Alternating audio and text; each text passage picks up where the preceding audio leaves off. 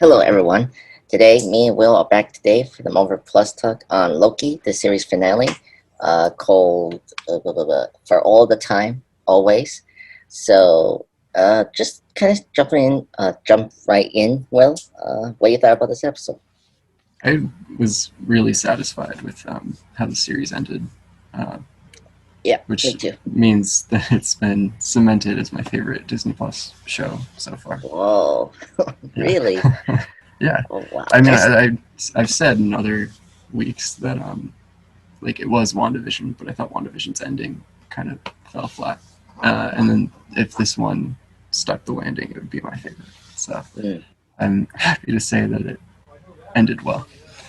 yeah. I agree. This one was, I think, because this one had the most ratification in the MCU. Like the like the theories came out true this time around, um and also we know we have a second season for Loki coming Mhm. soon, and we know like certain um directions they're probably going through phase 4 or in the preceding phase 5. Like I mean, it's somewhat like hazy of confirmed that we don't know if Loki is coming into Doctor Strange 2, which it's confirmed, but the Marvel Studios haven't confirmed that officially, Mhm. and uh, I really appreciate that because especially the theories of who was going to be in the castle. It was He Who Remains. That was the character I was talking about last week. I just totally forgot how they named that character, and I love how they combined that with Crane in this episode. Of course, uh, being played by Jonathan Majors, and yeah, this episode totally satisfied me. Yeah, I think it's Loki is my favorite show as well, Will, and it definitely stick the landing compared to the other two Disney Plus shows. Yeah. And I guess we can go into this. The big one that we were just constantly talking about, or everyone were theorizing, was Kane the Conqueror, and we got our proper introduction of this major villain. And what you thought about his uh, first appearance here, Will, and what you thought about his performances of Jonathan Major's performance of this character? Yeah. I was surprised that they were introducing a character that's like big and important going forward in a TV show. But um, I was like happy to see him, and I'm a big fan of Jonathan Majors from Lovecraft Country. Mm-hmm. So like I already knew he was a great actor, but to see him like play this kind of like manic like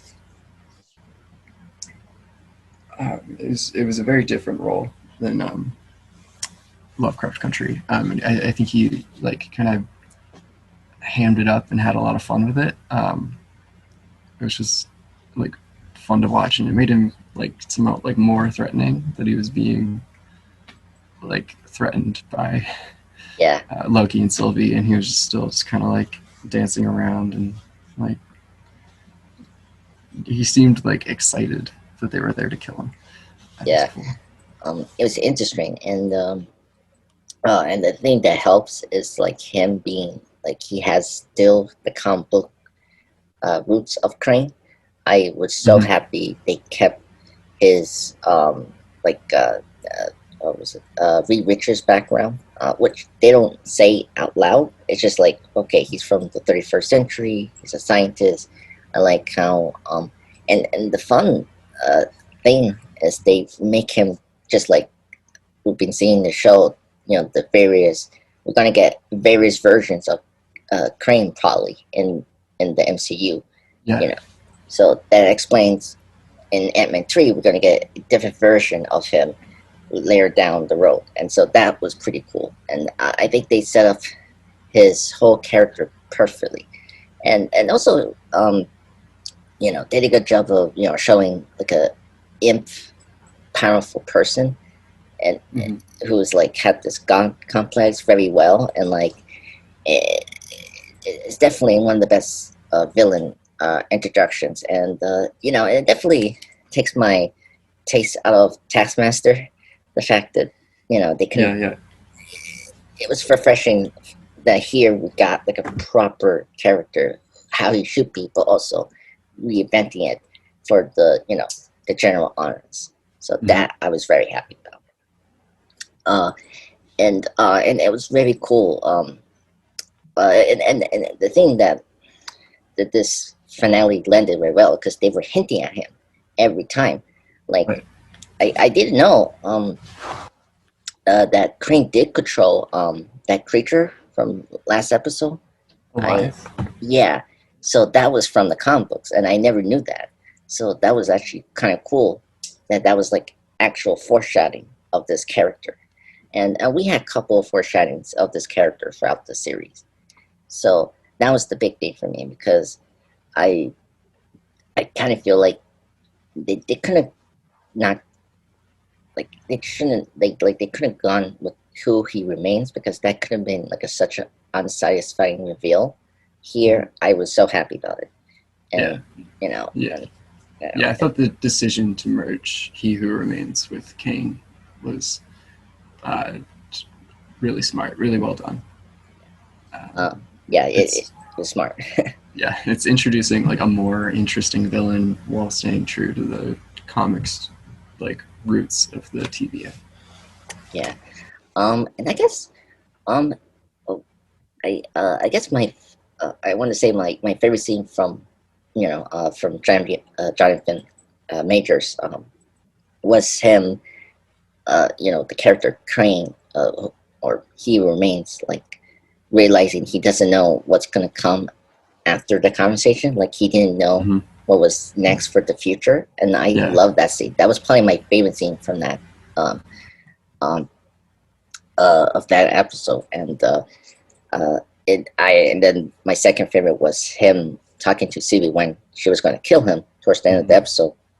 I like how you say, "I'll see you soon," and he like blinks to her in a Yeah, very like you're gonna see him anyway and next time, yeah. but a different version. And so that was a cool scene. And Mm-hmm.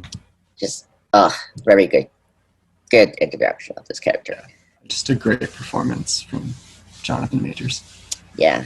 Um yeah, and this is my first time seeing him actually. I haven't seen Lovecraft yet, so and I thought this was such a good way. This is what I want from villains. Be very like theatrical but also menacing at the same time. And I think he did that very well. You know. And I also appreciate they kept his costume faithful to the comics. That was Yes. and this one, um, I guess I know there's other versions. He his costume was based on um, what was it like Morvis? I think it was like his alias. I think Okay. his Rojo. Yes, Immorbius. That's the look that he had for this. So he was Oh, that version of Crane. So Immortus. yes, thank Yes. you. Okay. Yeah. Yeah, that's because that's how he looked here in this episode. That was Mm. that version of Crane. Yeah. And so I'm kind of curious uh, what version of Crane we're gonna get in Ant-Man 3. Like he's gonna be the Conqueror, or they're gonna do something kind of fun of like introducing us like Raymond Todd maybe, but I don't know. Like I'm very excited for the possibilities of this variant Kane of the Conqueror in the MCU. Yeah. Ooh. Hmm. I wonder if Rama Tut would be connected to Moon Knight. So they're both Oh, Egyptian. it's true. We are getting Moon Knight. I No, that'd be actually good. Like Yeah. And then there's another version of Kang that's a member of the Young Avengers. yeah, Ireland. Yeah. Um, yes. Um, yeah. I have a feeling the one that's in Ant-Man 3 is going to be Kang the Conqueror. Okay. My current theory is that Kang the Conqueror is going to be like, I mean, obviously like the big bad, but I think they're going to save him for the movies, and then the other versions of Kang will be in the TV shows. Yes, that's true. Um, yeah, I mean, there's so many possibilities. Oh, the Richter stuff that is based on Crane is Neathel Richards. That's the Crane, and someone speculates that this Crane, this version from the 31st century, could be a Tony Stark related. Um, Could um, be. because the Iron Lad connection, that was the major thing, that because Mm, like because we haven't met Rick Richards, and it could have not make a lot of sense to do that comic book route. So yeah.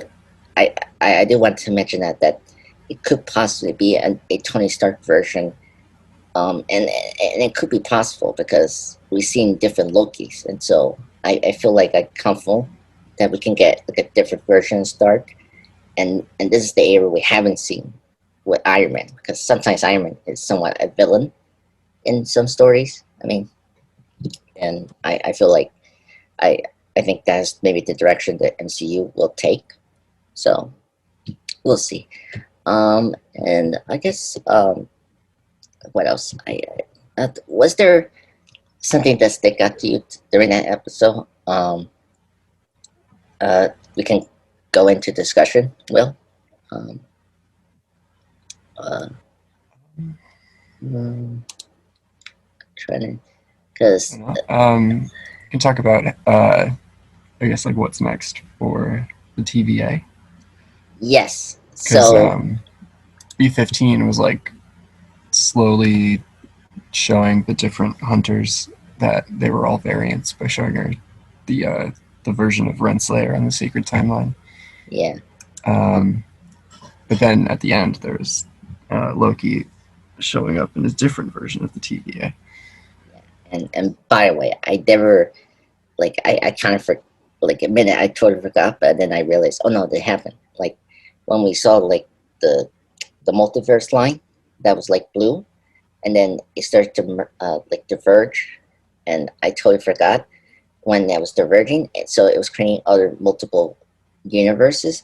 So Sylvie didn't understand that when she's gonna kill Crane, all the multiverse was the way main like the main timeline was going to diverge anyway after Yeah, his death, and so she didn't know that she took Loki to a different timeline, and so um, I kind of curious because I, I mean, and another thing is the judge, Rainslayer.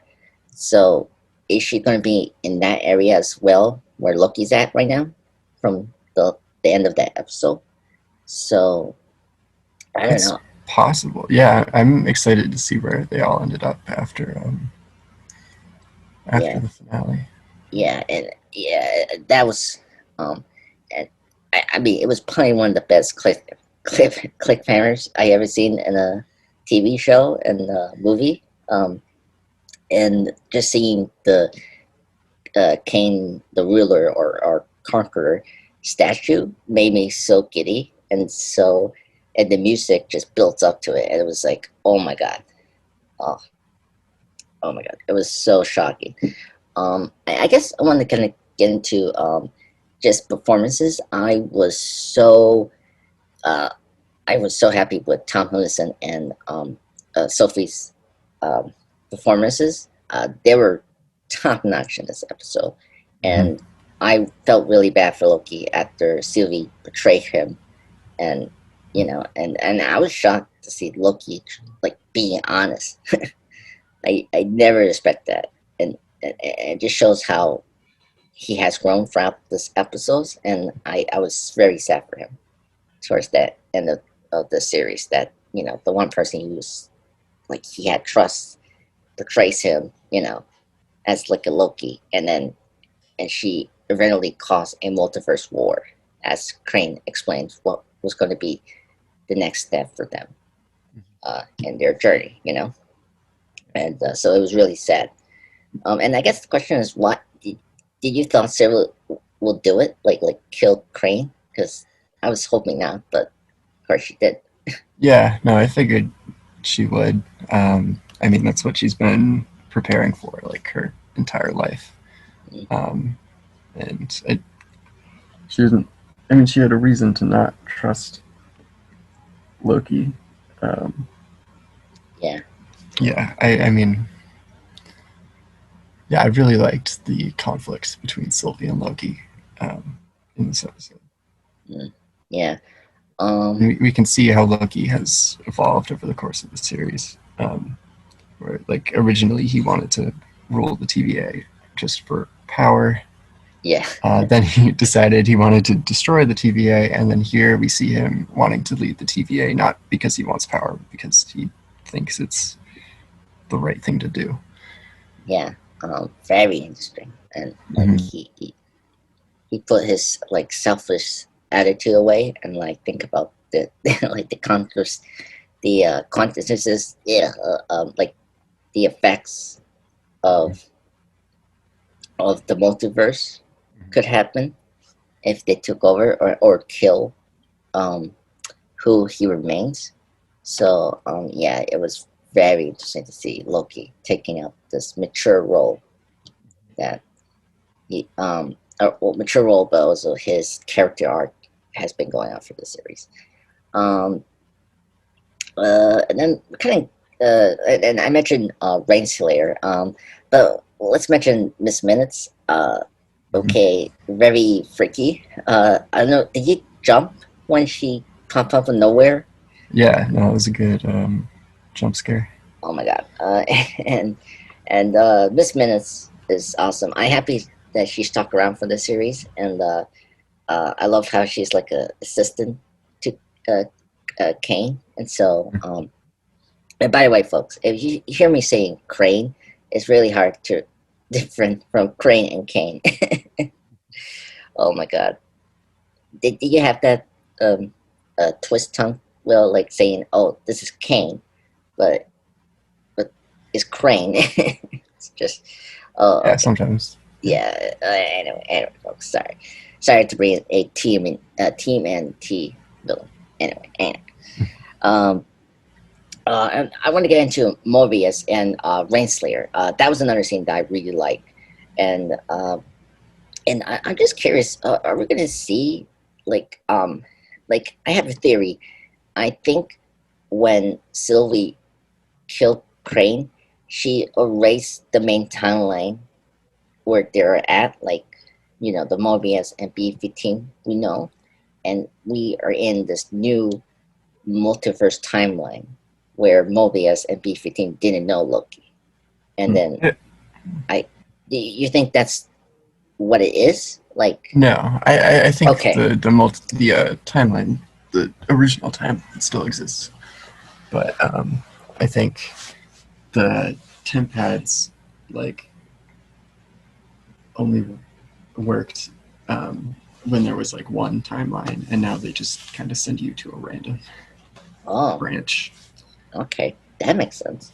Yeah, Okay, because I hope we see, the original Mobius to meet up with Loki. yeah, I'm sure we will.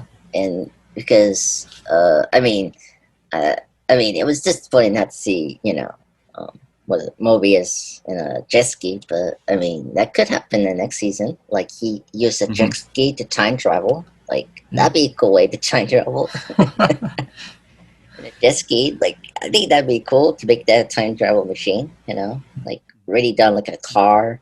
We did, you know, uh, watch time travel with Endgame. I think the next thing to do is do something weird and haven't done before, and I think a jet ski could be great to time travel. So think about it.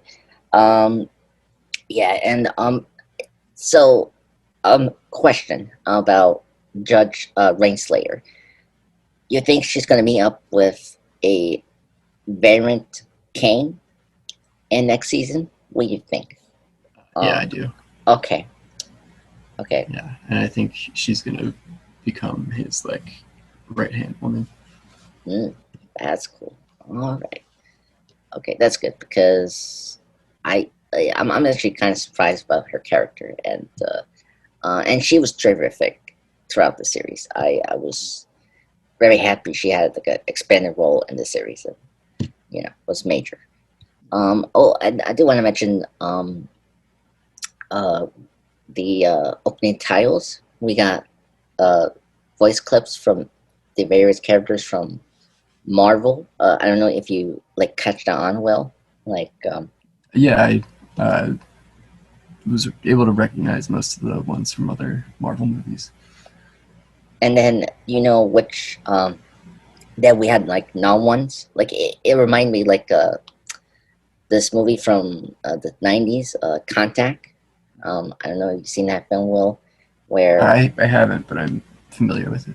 okay, uh, this had the same kind of opening that Mm-hmm. they had, where we hear multiple voices from various people, and so we got this for this episode with the Marvel characters, and we did it with non-Marvel characters.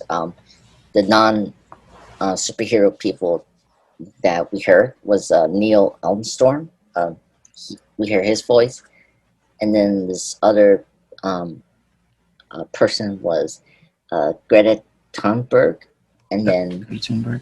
yeah, and then the next one, and say Nelson Mandela, and then the others was kind of like songs or something like that, like historic figures. Yeah, So it yeah. was And very cool. someone on Reddit had synced up the like scenes from Marvel movies and just like footage of those figures saying those words um, next to the Loki episode 6 intro, Yes. so you could like see where they were from. Ooh, that's very true. Yeah, like the ones like I hear Sam Wilson say, "Way to go, Tic Tac," Mm-hmm. and then of course Wakanda Forever. Mm-hmm. Um, he's a friend from work. Can do this all day. And then the other ones was I come to bargain. Uh, and then what is grief if not love and preserving? What's that from? I that WandaVision.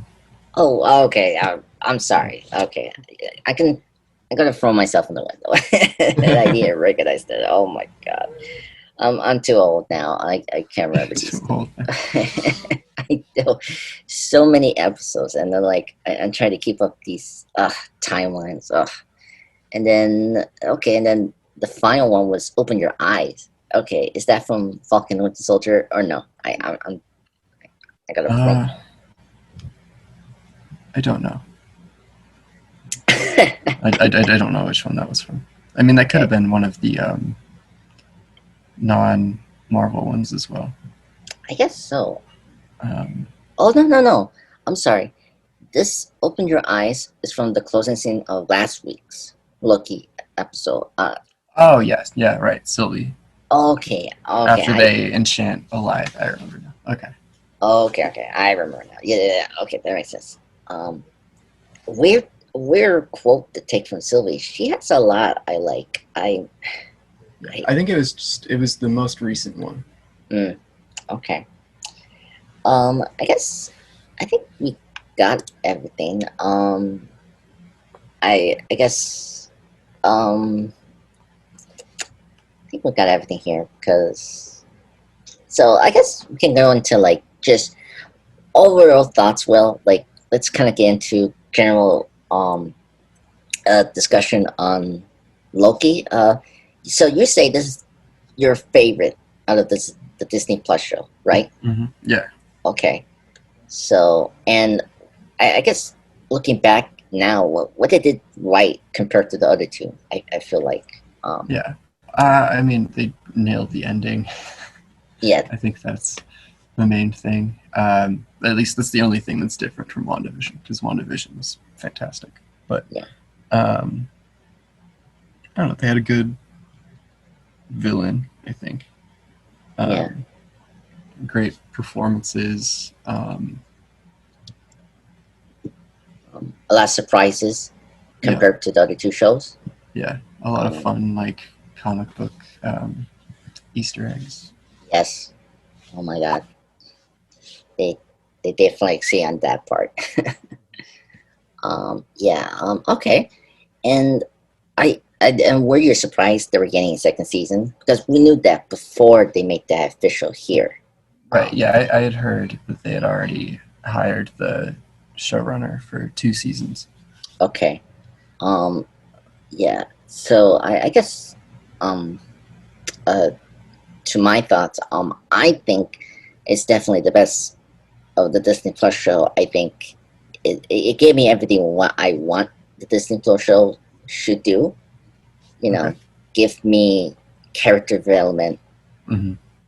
Be a character driven show, but also be this very ambitious show, and it did that at the same time. But also, it you're like if you're an MCU fan, you want something like I think the big problem with those two shows was something that connected to the movies and leading into something in the movies, and this show did that, which was good. Like we got Kane finally before Ant-Man 3, and so we set up this villain for the future.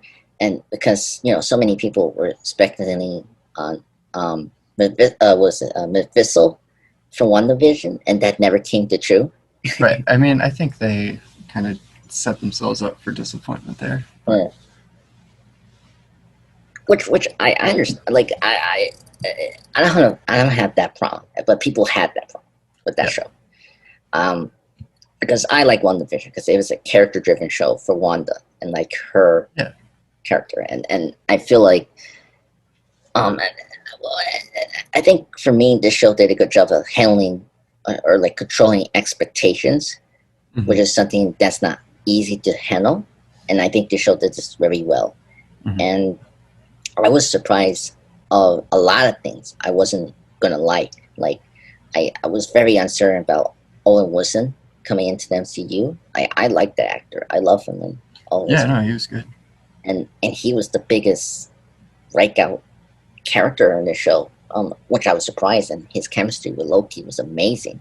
Hmm. Um, what else that I was expecting, but I like was the different takes on the Loki. I was excited to see different Lokis, but I wasn't expecting the way they were gonna do it, and they totally exceeded that. Like Sylvie is a good example of that. She's like a mixture of female Loki and Enchantress, and I like how they merged that. Kind of, she was like a foreshadowing how they're going to do that with Kane as well. Like, because Kane is a mixture of like this one version of Kane, and then who he remains, and like it was a cool way to combine comic book characters into this one like new one in the show. Uh, Yeah. well, of course, classic Loki and alligator Loki. I wasn't expecting to like that, and it was so funny and so moving, and because the big Loki version that everyone was talking about was President Loki, and he was barely in the screen for like a couple minutes, and he got his hand chopped from alligator Loki, and and oh my god, that was such a like great subversion because he was like the big marketing push for the show, um, and like everyone used the President Hmm. Loki as a thumb, the thumb picture for the videos. So I really appreciate that of like they took like this show took risk and they exceeded on all fronts compared to the last two Disney shows. I guess this was a step up from Falcon and the Winter Soldier. I feel like that show had more major problems than WandaVision had, where I feel like this show was just confident in what it was doing. And also, COVID didn't affect it as well, like it did to the Winter Soldier show. So, and um, I, I guess we got uh, what else? Um, is there anything else we have to say about Loki? that we haven't mentioned? I think I'm all set. Okay. Um, Well, Will, we got what 3 or 2 weeks before What If? Um, what movie or TV show should we discuss? Um, to wait before What If is coming out in August 11th. Um, yeah, I don't know. Is there one that you wanted to oh, talk about? okay. Trying to figure out. Hold on. I'm just thinking. Oh, actually, let me do this right now. Do you want to talk about? Uh,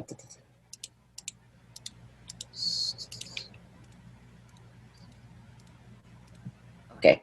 Hey, let's talk about Fantastic Four, like, because they have their 60th anniversary this year. Okay. So I think let's talk about the team and their legacy on Marvel Comics.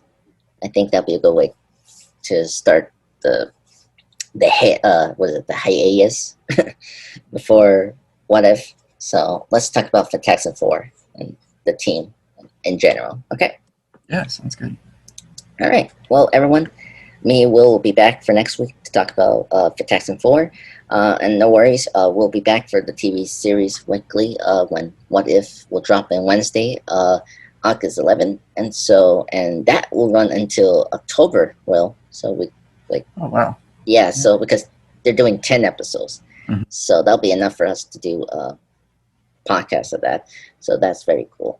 So, folks, for the next 2 weeks, we're going to, do like a general discussion of various Marvel characters or movies or whatever we'll decide to do. And thank you for everyone for listening to Loki, weekly Marvel Plus talk. We'll be back next Sunday.